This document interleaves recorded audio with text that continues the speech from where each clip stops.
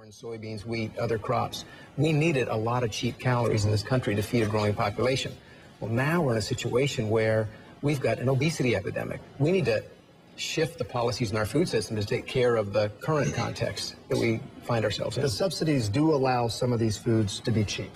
And if you're somebody who doesn't have a lot of money, you want to buy as many calories as you can for as little money as possible. If you do some of these things where you make it more equitable, does it make some of these foods more expensive? Will it be harder for people to get those calories at the same price?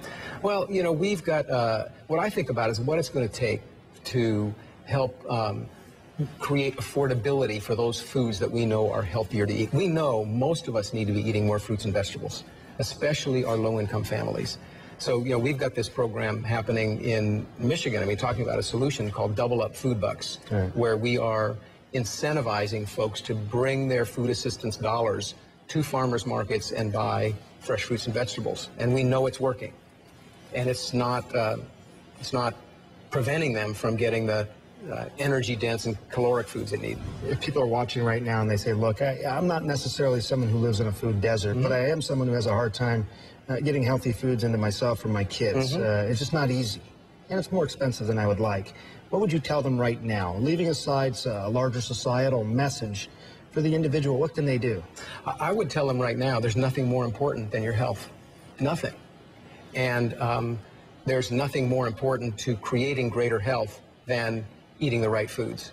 So that, you know, we'll spend money on lots of stuff in our society that we think are absolute necessities. My belief is the first necessity is a healthy diet. And there are ways to get a healthy diet, to buy the healthy food you need, and not spend an incredibly large amount of money. Not break the bank. Not at all. There's a myth that when you purchase food at a farmer's market, it's going to be more expensive at a grocery than at a supermarket. And I say it's a myth because research has now been done looking at prices of fruits and vegetables at farmers markets, comparing it to supermarkets in the same area, and in fact, the prices are usually either comparable or many times less at the farmers market.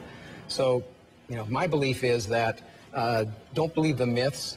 Get out there and spend some effort to find the foods you need to keep your family healthy. Yeah, and just supporting your local farmers, as you pointed out as well. You'll appreciate this. We have a little vegetable garden.